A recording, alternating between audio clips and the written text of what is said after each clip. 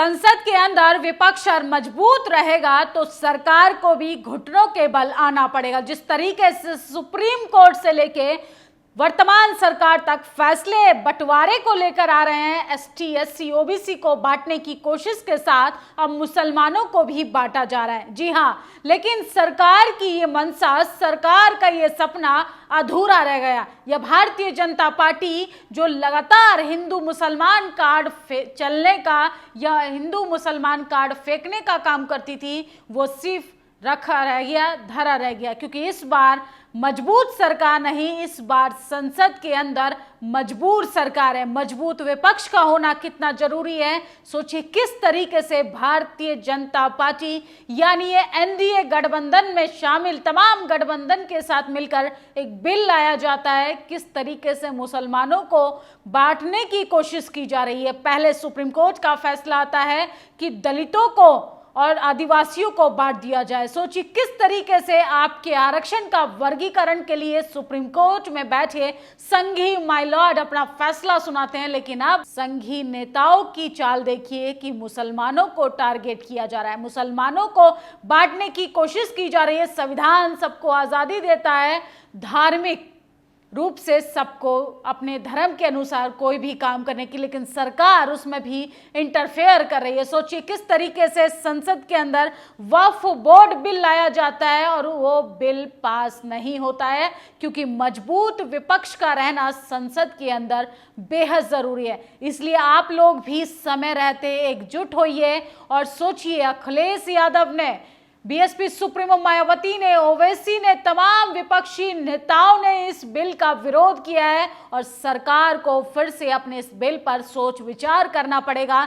सरकार को फिर से मजबूर कर दिया घुटनों के बल आने पे। 400 पार वाली सरकार का जो एटीट्यूड था वो कहीं ना कहीं अब धरातल पे खत्म होता नजर आ रहा है। दिलीप मंडल लिखते हैं कि संसद में पारित हुआ वक्फ बोर्ड बिल, सहमति नहीं बन पाई, इसे संयुक्त संसदीय समिति में भेज दिया गया है। 2014 के बाद मोदी सरकार में पहली बार कोई विधेयक संयुक्त संसदीय समिति यानी जेबीसी में गया है। पहला संकेत है कि देश मिलीजुली सरकार के दौर में प्रवेश कर चुका है। अपने अधिकार हासिल करने का ये सबसे बेहतरीन मौका है।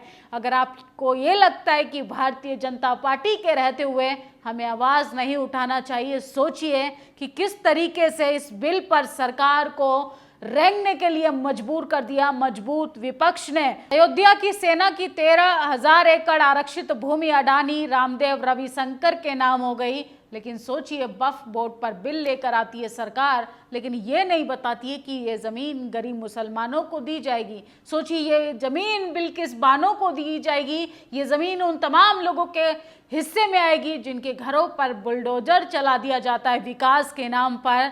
असरुद्दीन ओवैसी ने आज संसद में धारते हुए कहा कि आप मुल्क को बांटना चाहते हैं, आप मुसलमान विरोधी हैं। सबसे पहले आप ये उनका क्लिप सुनिए। ये जो आप बिल ला रहे हैं, आप देश को बांटने का काम कर रहे हैं, जोड़ने का काम नहीं कर रहे हैं। आप दुश्मन हैं मुसलमानों के।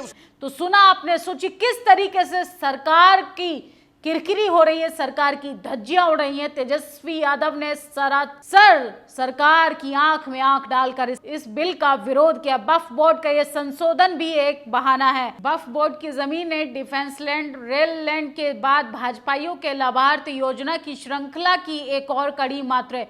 भाजपा क्यों नहीं खुलकर लिख देती कि भाजपा हित में जारी। सोचिए किस तरीके से निजीकरण किया जा रहा है और स्वामी प्रसाद मौर्य ने भी इस बिल का कड़ा विरोध किया है। सोचिए बहुजन नेताओं का दिल देखिए कितना बड़ा है कि किस तरीके से वो बंटवारे की बात आई तो सदन में सीना तान कर खड़े हो गए। इसी तरीके से तमाम एसटी एससी माइनॉरिटी लोगों को एसटी एससी का आरक्षण के बंटवारा नहीं होने देना है।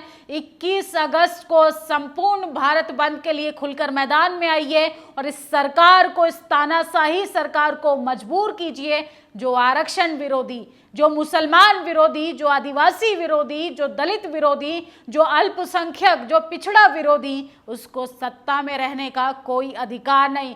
वक्फ बोर्ड संशोधन विलय वक्फ बोर्ड के अधिकारों पर डकैती है। भाजपा सरकार इस बिल के माध्यम से वक्फ बोर्ड की जमीन को हड़पना चाहती है।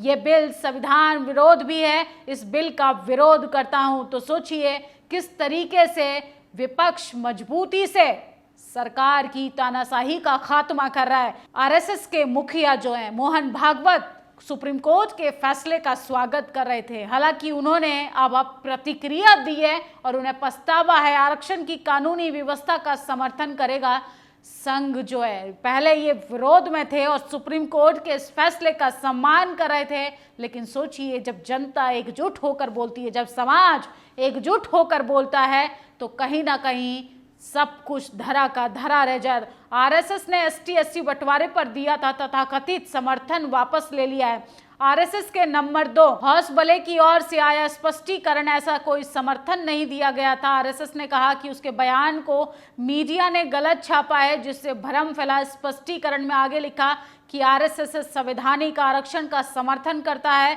और इसमें कोई भी परिवर्तन संवैधानिक व्यवस्था के द्वारा नहीं होना चाहिए। सोचिए किस तरीके से जब समाज बोलने लगता है तो सबको घुटनों पर आना पड़ता है। अभी तो सबने जमकर अंगड़ाई भी नहीं ली, सरकार भी झुकेगी। एकता बनाइए नॉट फाउंड सूटेबल भी खत्म होगा। बीएसपी सुप्रीमो मायावती ने कहा कि सरकार को धार्मिक मुद्दों में हाथ डालना महंगा पड़ सकता है। कहीं ऐसा ना हो कि आप हिंदू मुसलमान करने के बजाय इस बार 240 पर सिमट गए, आने वाले चुनावों में आप सीधा सत्ता से बाहर हो जाएं।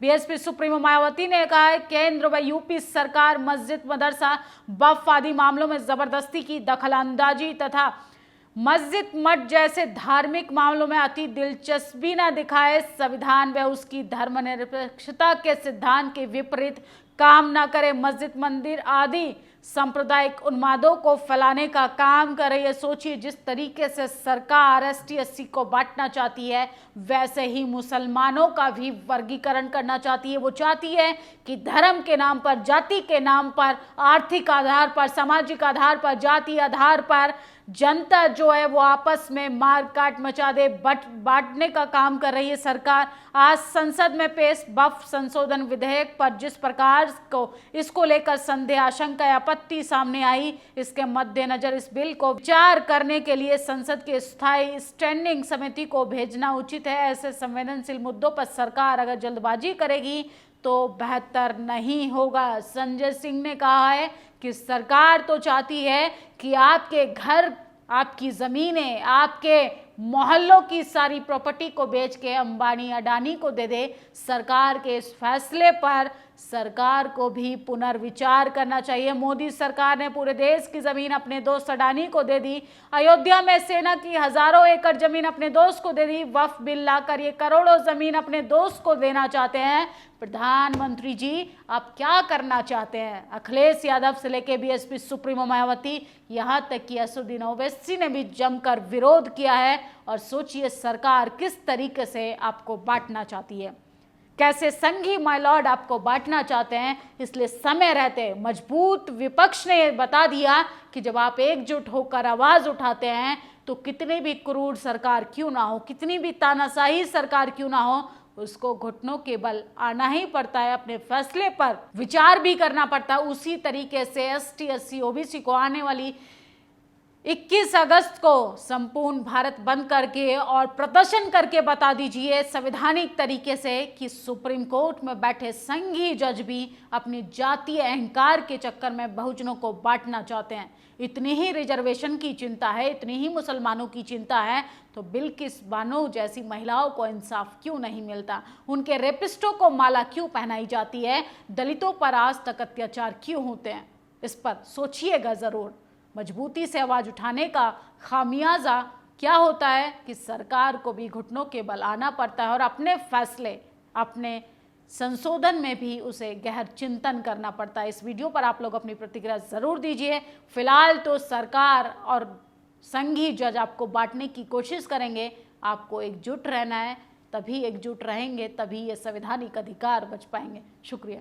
नेशनल दस्तक की आपसे गुजारिश है कि अगर इसको बचाना चाहते हैं तो नेशनल दस्तक को सब्सक्राइब करने के लिए रेड कलर के सब्सक्राइब बटन को दबाएं, फिर बेल आइकन की घंटी दबाएं। नेशनल दस्तक को बचाने के लिए बहुत जरूरी है कि हर खबर को शेयर करें, लाइक करें, कमेंट जरूर करें।